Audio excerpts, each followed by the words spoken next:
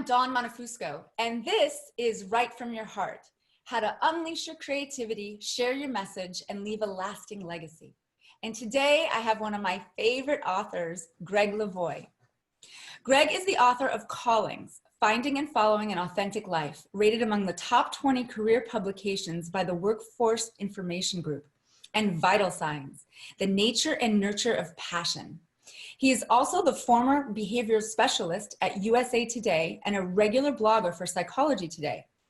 As a speaker, he has presented at the Smithsonian Institution, Environmental Protection Agency, Microsoft National Conference on Positive Aging, American Counseling Association, National Career Development Association, and many others, and been a frequent guest of the media including ABC TV, CNN, NPR, and PBS.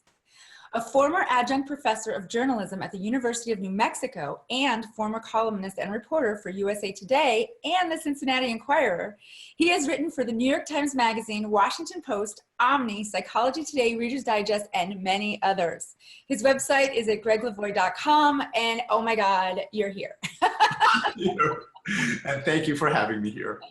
So fun. So why don't you start with telling us about any projects or what you're up to these days? Oh my goodness. And what are you doing lately? Moving. That is my project. Where are you moving to? I'm moving from Asheville, North Carolina to Santa Cruz, California. Oh, nice. Yes. Oh, that's a high five virtually. Yeah, that's right. And after 16 years. Oh, so wow. it's a big move. What's bringing on the move? Well, I think my inner nomad wants a change of scenery. I think that's a big part of it. The restlessness started about 2 years ago. Yeah. And I just want to launch myself back into the learning curve. I want novelty, and moving is a great way to do it. Yes. So that's actually my big project at the moment. Yeah, that's a big project. That's a lot. That takes a lot of, I think it takes a lot of trust, but it also takes what you said, that itchiness. Like once it hits, it hits. Yeah. And it's honoring it in some way. You don't actually have to move, but to some kind of movement. Totally. I mean, you think of the word restless, rest less. So I needed to do something about that. That's awesome, actually. Do you think restlessness is a sign, so your book Callings, which is amazing, and it changed my life literally. Thank you. And everyone needs to go out and buy both of his books. That's your homework. I think restlessness is a sign that we're ready for something. Yeah. Now, one of the questions about restlessness, of course, is, are you running towards something or away from something? Yes, this is true. And it's one of the accusations that's most typically leveled against restless types is, what are you running from? So you really kind of need to dig down in there a little bit and just kind of deconstruct it a little. And what is the restlessness about? Yes. What wants to happen? Where does it want to go? Mm-hmm. What kind of movement do I need? And I'm I'm taking copious field notes like a good writer. I'm taking field notes on the process I'm going through of making the transition. Yes. I'm fascinated by transitions. Yes. And what this is partly doing is launching me into a growth spurt. Mm-hmm. Mm-hmm. And so I'm kind of, again, trying to deconstruct what is a growth spurt made of. And I did part of my free writing recently was I did an entire timeline of all the growth spurts in my life. And I looked at each one of them back from college till now, and what prompted each one of them or provoked it. What was my reaction to it? What happened when I finally said yes instead of no? And it's really interesting to kind of dig into that. No, that's fascinating. It's so the story goes, audience, is that I read Gregg's book Callings and then left my job as a teacher and then got certified as a transformational life coach and then went on to coach adults in their life purpose. So I was really about you. I actually taught your book, believe it or not, at a workshop. Oh, wow. I created my own workshop at Portland Community College, and on weekends, like I think 4 times a year, I would have people come and I was talking about, well, what's your calling in terms of your purpose? Like, what does that even mean? Do we have more than one? And transitions are fascinating because I usually have people journal them. I do, because I think that if we get to understand, how did we get to this place? What started to happen so we can start to recognize the good transitions. Right. And a transition that maybe didn't work for us, right? Maybe it was a should, right? A should transition, Right. that doesn't usually work. Right. And Or then desperation. to help them write, right? Because when you understand, I mean, come on, when we're not writing as writers, let's just talk shop, we're kind of dead inside. I think so. I mean, I am. We're talking to writers out there. So yeah. Yeah. And writing, of course, is how I understand the world. Yes. It's how I process it. And, so I have a regular free writing practice in the mornings. Yeah. And whether it's dreams or things that are going on in my life right now, like transitions, or just I'm looking around my office and I'm like, I don't know what to write about this morning. And I see a sheep skull on the top shelf. And I start writing about skulls I have known and loved. Whatever. It doesn't matter what it is, but it's my way of processing the world and understanding it and my place in it. Just a quickie is I've been reading The Body Keeps the Score, and I forget his, I'll look it up and I'll put it in the comments. Writing actually helps relieve all trauma. They found that it was one of the best things to do, and it was just whatever's around you, it actually soothes the nervous system. But that's right. I know. I've experienced that, but I've also read some of the studies that's based on. A guy named James Pennebaker, sort of the granddaddy of those studies that show the healing qualities of writing practice. Yeah. Yes. Especially the morning pages, like what you do. When there's no real, it's the unknown, and you just get to dump on it without worrying about it, right? We don't want the editor in us when we're free writing, Well, that's more from the easier said than done file. Well, for me, I mean, you must find this, to separate the creative and the critical functions when I sit down to write is murder sometimes. And go ahead. No. You were saying 1 foot on the gas, 1 foot on the brake. Anyway. Right. Yeah. And I've struggled with that my entire writing life. Is when I sit down to write, to not have the editor on the writer's back while the writer's trying to write, because that just constipates the whole process. Yeah. And I've had to struggle, and I've had to negotiate. So what I've come to is, okay, the writer's going to sit down and write for an hour, nonstop. Don't take your fingers off the keyboard. Editor, I love what you do. I love your work, but you're going to be out in the waiting room, like reading magazines or something, while the writer's doing his or her thing. And then when the writer's done, the writer's going to go out and you get to come in, but not simultaneously. I love this. This is a great exercise. Yeah. I want to get like 2 different color pens, and do. That's a good idea. And the other color, that's fun. I just got that. But you got to separate them somehow.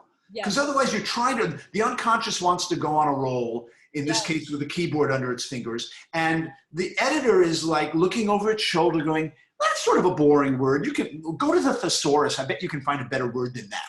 Yes. Or you call that grammar and syntax, that kind of stuff. And it will just slow the whole thing down to a crawl. No, you're absolutely right. I love how you put it. Your book, you even said this, your book Callings is kind of like the doing book. It's following signs. And you were talking about vital signs being the being book. Let's jump in a little bit to the doing book. I have a question. I work with a lot of people who say that they know that their calling is to write. They wrote when they were little. They wrote during high school. They had dreams about it in terms of like maybe showing it to someone, but more they have this like kind of annoying haunting. I really think it's a haunting that they're like, I don't know why, but I have to write. And then they stop. And you have a quote that says, your truest calling seems not only to keep coming back, but also make their way to us through many different channels. And can you talk a little bit to that for the writers that are really stalled, and they're not going to be happy unless they do it. That's as a calling. I think it's an interesting word that you chose to use there to describe a haunting, because callings start off nice. They tap you on the shoulder, they whisper in your ear, and the longer you ignore them, that's when they start turning into hauntings. Exactly. Or even wake-up calls.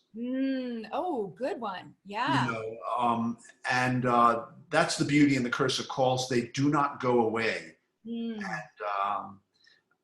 And anyway, so. And the curse of calls, they do not go away. Right there, that's enough, I think, at least for me to go, oh shit, you know, right. I don't want to battle myself for that long, you know? Right. And so, I mean, what I do is just become the writer that you are. Write about being haunted, write about being stuck, write about being scared, write about what's going to happen if I say what's on my mind. Yes. You know? Yes. I mean, for years, I remember, this goes way back, but I had something I really wanted to write about, my relationship to my grandma's will. And I, because she had a lot of money and I was a new freelance writer and I needed money. I quit a regular paycheck and medical benefits and all that stuff. And I was a freelancer and I thought of asking her for some of my inheritance early. But I wanted to write this essay about my relationship to, and I figured many people could relate to this. It was somebody in their family who they were wondering, or am I in that person's will, and to the tune of what? And it was a really interesting story. I could not write it. I couldn't write it because my grandmother was still alive. And I thought she'd be hurt by some of the things that I would write in that story. And maybe worse, she'd cut me out of her will. Oh, wow. Yeah, totally. But that's something that we're up against as writers is what is the process of going from private to public gonna do? You know, do you think at first, you know, I've gotten a lot of interesting interviews with people who said that they don't even write to show it a lot of times. Like that's not the first kick in the butt. The first kick in the butt is let's just write it. Let's just get it out. And then what I find is when people actually do write it and they get a little support on massaging it and editing it, they get very proud of it and they want to show it. Right. But when writing true stories, especially, because I only work with nonfiction and poetry, yep. The truth can be hard to show, don't you think? I mean, it can be hard to acknowledge. Yes. I mean, you know, one of the things I'm always asking myself, and even in my free writings, is this true? Is this authentic? Am I really digging down and telling the real story that's here? Am I really telling how I really feel about this subject? Or am I quoting other people? Or am I being nice or politically correct even? And that's a good question to ask. But when I'm writing something and I know that I'm playing it safe, and then I go, come on, you don't have to show this to anybody, but go for it. Go for it. What would be really difficult? One of the chapters of my book, I wrote about risk and authenticity. And in order to do that, I wrote about my father dying and how I wasn't there. I hadn't seen him in 3 years. I knew he was dying of lung cancer and we were close and he kept saying, don't come. We have a weird relationship, my whole family and I. And then I was like, I'm coming. And then within a few months, we talked every day. I bought the ticket because they said he had like 6 months more to live. And then on the way there, he died. Like it was total, like, what the fuck, you know? Yeah, right. And when I wrote about it, I wrote the words, what kind of daughter am I that I didn't show up for my father, you know? And when I wrote that, like I can say it now because I've said it before, but when I wrote that, it was game over. I was just crying. I walked around and then I came back and I was like, keep it there, there, you know?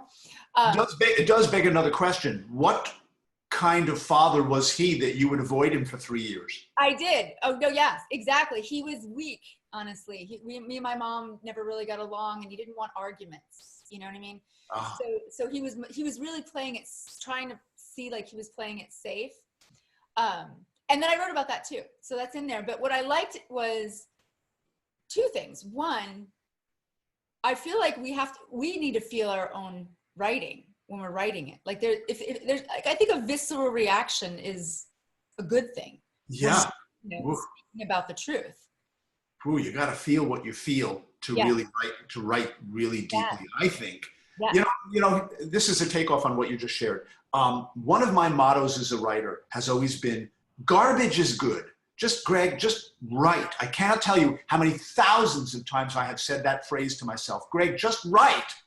Forget about how it's going to sound, who's going to care, what they're going to think, whether it makes grammatical sense. Just freaking write. And the garbage is good thing means it's okay to write crap.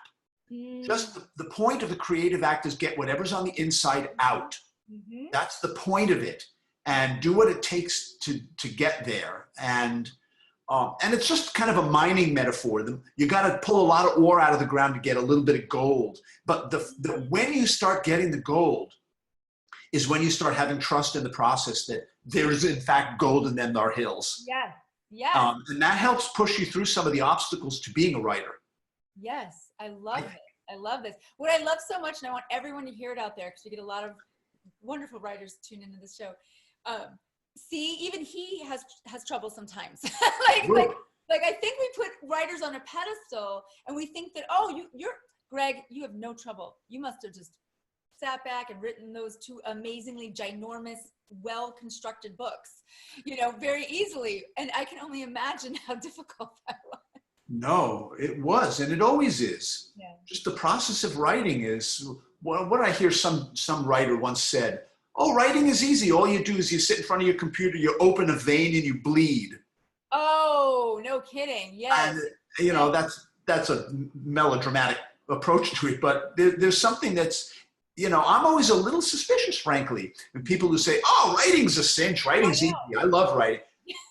And it's like, really? Wow.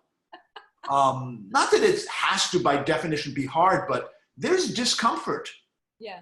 You got to think out of the box. You got to dig down into yourself. You got to ask inconvenient questions of you. And because I'm a journalist, everybody else, yeah. And you've got to be willing to hear what you hear when you turn the receiver on as a writer. And hear what's really down in there, which is one of the reasons I think a great practice for writers is dream work. Oh, interesting. I love that. Because it's story. Yeah. And it's story that's composed by a genius. Yes. And the original definition of genius is not like somebody like Albert Einstein. A genius was a guardian spirit. Oh, that's right. Yeah. The images, the metaphors, the connections that dreams make, I think are great material for writers to get at. Oh, that's fantastic. That's my sense. My dreams are insane. I dream all the time, and I remember a jillion, but I never really thought about writing all of that down.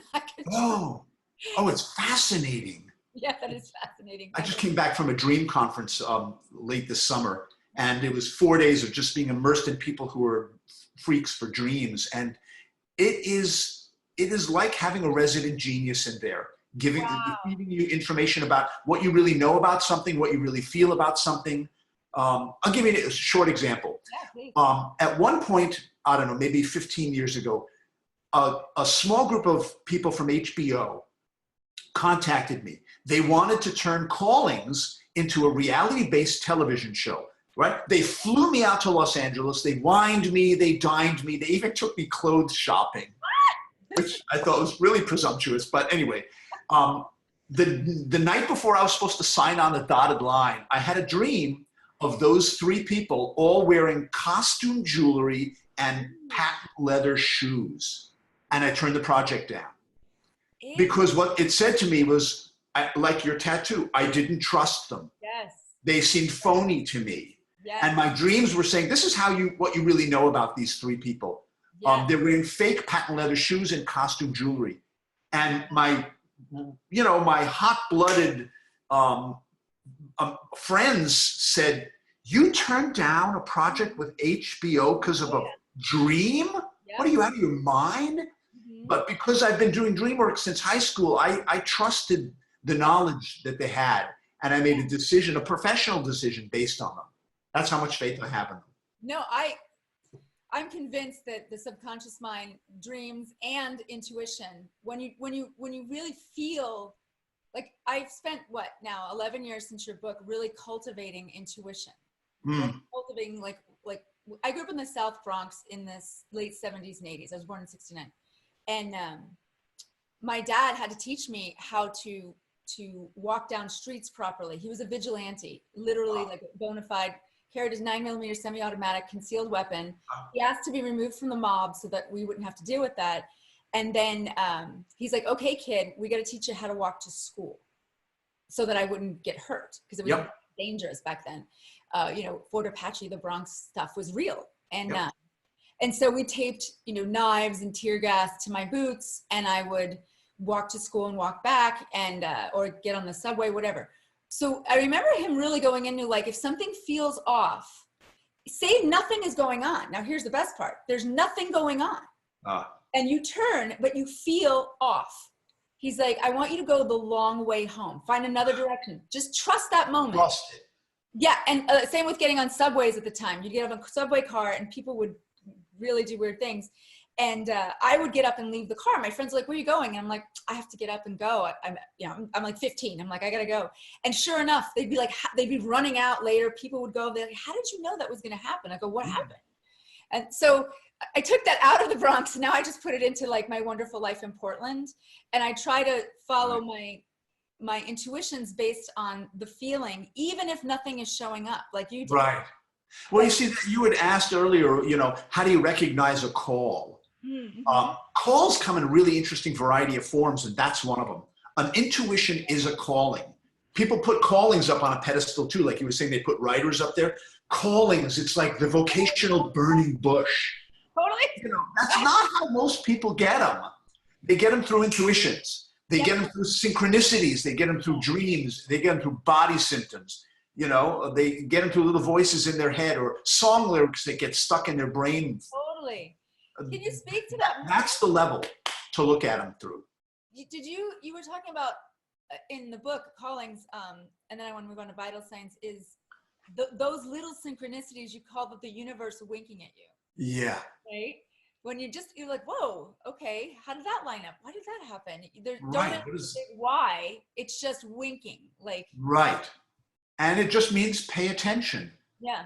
I mean, ultimately, that's the whole thing about calls, or passions for that matter. It's the art of simply paying attention to your life. And theoretically, writers have an edge over most people in that department because we're used to looking at the details. Yeah. We're used to paying attention. And it's the little details that, I remember Cormac McCarthy's book, No Country for Old Men. I think there's a scene in it where a man is standing in a hallway and he presses his thumb into the wax of a candle that just went out, and just to make a little thumbprint in the soft wax. And those kind of details, who thinks of that as brilliant? Well, writers think of that, but that's the way to discern calls. Pay attention to the little winks, the little intuitions, the little things that blip across the screen of your life that tell you what's going on. That's my sense. I have a little sign that says it's right under your nose. That's my. It's right under your nose, right? Right. So let's move on. So vital signs. What was the initial inspiration? The initial inspiration was to not write a book like Callings. Don't sit down alone in a room for 2 years and just write, which is kind of how Callings came out. All I wanted to do was, I finally finished my moratorium on writing because I burnt out after writing Callings. It was more the way I wrote it. 12-hour days. It's good for getting work done. It's not good for work-life balance. And I didn't want to do that. So all I was going to do was, I'm just going to take 1 year and I'm going to follow my fascinations and write essays about anything that I'm fascinated by. And I would spend 3 months writing each one of these essays and just keep my mental mitts off of it. It's not going to be a book. I'm just going to follow what's under my nose. And then after a year, I'll look back and see if there's any dots to connect. That's how Vital Signs was born. Wow. It turned out to be a year and a half of just writing essays and then looking at what they had in common. And I think passion was the subject that came out of that. And that's how the book was born. You mentioned that passion comes from a word, the original meaning of passion is suffering. Right. It comes from the passion of the Christ. Yeah. So, and how is it that our passion would cause us suffering? I mean, Ooh. I've read a lot of the books, so I get it, but I'm just telling, like that really speaks to me, that passion is not necessarily an easy road. Yeah, it's not just about kicking up your heels or joy and exuberance. I mean, it is those things, but it isn't only those things. Mm-hmm. And anybody who's ever committed to anything, whether it's a career as a writer or a marriage or raising children or anything else, knows that there's suffering involved in passion. Mm-hmm. You follow it long enough and it's going to take you down some rabbit holes. Mm-hmm. And the commitment and the conviction is about following it. Mm-hmm. Where am I willing to be led with this Mm. passion? Where am I willing to be led? You know?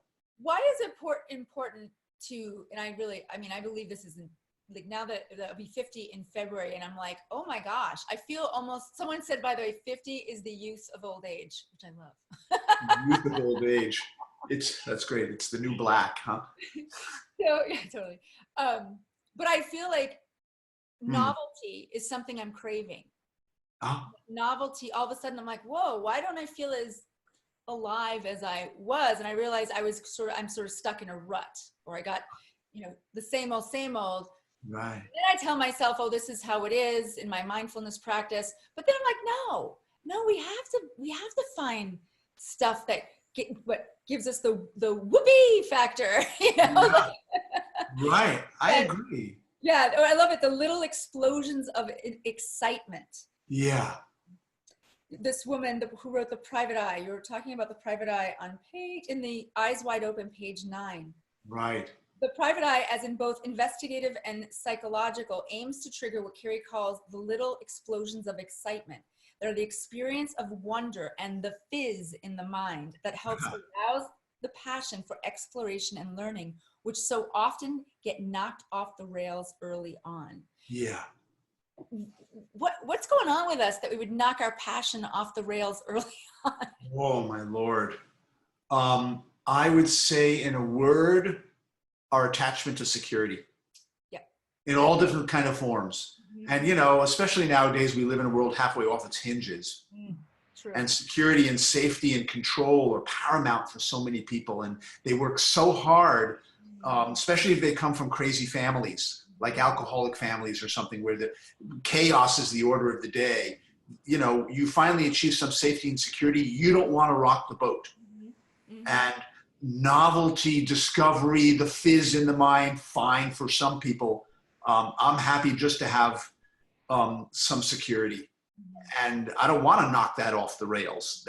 I think that's a lot of what it is. And so some of the work of growing and learning and discovery and staying alive is being willing to contend with the contest between security and passion. Because you can't pick one over the other and leave the other behind. You just can't do that. And you certainly cannot pick security chronically as your default position and expect that the parts of you that want novelty are just going to sit by and let it happen without speaking up. They're gonna haunt you. Mm-hmm. I don't mean to scare people by saying that. That's just been my experience and the experience of everybody I've ever interviewed is, if you go for just security and safety, you'll have some security and safety, although ultimately that's going to be taken from you too. Totally. Yeah. I mean, we know that, just because everybody dies, the hero always dies. Yeah. And the heroine. And, but the passion and the desire for growth and novelty and learning isn't just going to be passive. Mm-hmm. I think I quote this guy somewhere in the Vital Signs book. There's a Mexican poet I ran across who said, "I tried to drown my sorrows with drink, but the damn things learned how to swim." That to me is as beautiful a description of what they call systems theory as anything I've run across. Systems theory just means everything's hitched to everything else. You know what I mean? And if you push down your passions, and even your writing, your creativity, they're gonna learn how to swim. They're gonna come back. Absolutely. Yeah, no. And you mentioned also you can cultivate passion. Can you speak to that? Yeah. I don't even know. I'm such a, do my routine and but I'm dying. But what do I do to cultivate passion? Yeah. Oh my goodness. I think just for one thing, acknowledging that you can, Mm-hmm. you know, this is not one from the either you've got this or you don't department. Yeah. You know, some people, oh, well, some people are just passionate types. I'm not, you know, it's not like that. Is what makes you mad reading the newspaper? You Mm. can just start there. Yeah. What gets the hair up on the back of your neck just reading the newspaper? Mm-hmm. There's a passion right there. Yes. Okay. What upsets you with in other people's behavior? Mm. There's wherever there's juice, Yeah. there's a passion. Wherever you get into a flow state, Mm-hmm. you know, one of those states where you just forget about time and space and the fact that you have to pee. You just whatever you're doing, whether it's writing or reading or traveling or painting or whatever, you're just in the zone. Mm-hmm. That's a diagnostic about where there's passion in your life. It's just really, again, it's a matter of paying attention and looking. Where do I feel jazzed? Yeah. Where do I feel excited? Where do I feel pissed off? Yeah. Yeah. All of those are passions. I mean, being pissed off is a perfect example of passion as suffering. Oh, right. You know, there's energy, there's life force in there, but it isn't necessarily happy and exuberant. No. I love this. I think it's just a miracle that we're alive. Like I kind of tweak out on how freakish it is just to be human. Uh-huh. I mean, my brain goes right there when someone's like, you know, you think that's weird. I'm like, weird is being alive, you know? Yeah. Right. Like when you ran outside in the book, you talk about running outside to see the rocket go off in Florida. Right. At the B&B. I forget, what is it? Cape Canaveral? Is that Cape right? Canaveral. Yeah. Yep. Yeah. And those little moments, I think that we have a lot of them. And so for everybody out there, literally, I mean, this book is a gem just to keep by your bedside, keep it around, and Collings, which is brought over there right now. And you can even take a couple of copies, throw it in the back of your trunk just for traction on icy roads too. Because it's a fat book. I'm always amazed. And you know, I read it slowly because I like it. You know what I mean? Because it really, really works. Yeah. Any last words of inspiration about writing and about staying the course? One of the things that you mentioned is that, you know, getting out of the bleachers or something, or being in the field, and how it does take work and how it does take commitment. Yeah.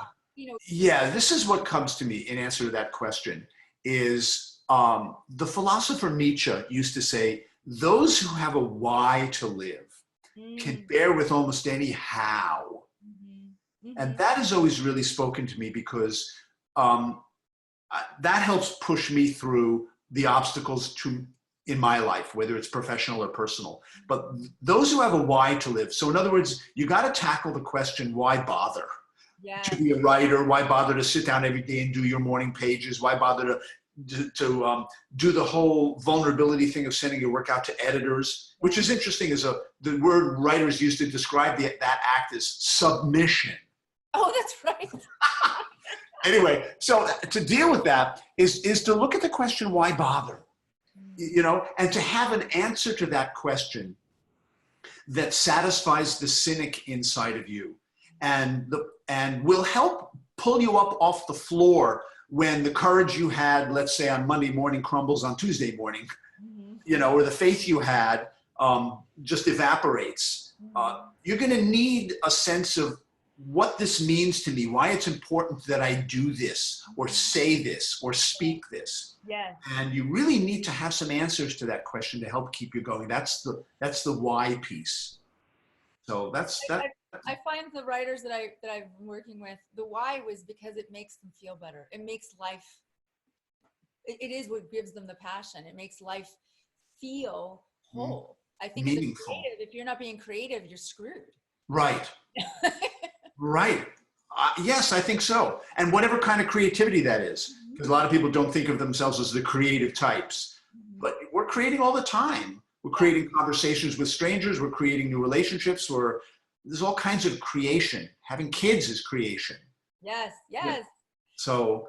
Oh, Greg, you're awesome. We're running out of time. Okay. It's been such an amazing time to meet you and spend with you. And your work is phenomenal, and you've helped millions of people at this point. Thank you. And keep going. And I can't wait to get to the West Coast. Yeah, I know. Me too. I'll bug you. I have friends in Santa Cruz, so I kind of go back and forth. But have a great day. You know, have fun packing, and I'm sure we'll get some really fun essays about moving and transition. I hope so. And thank you for your good work. Oh, thank you so much. You have a great day. All right. Bye. Bye.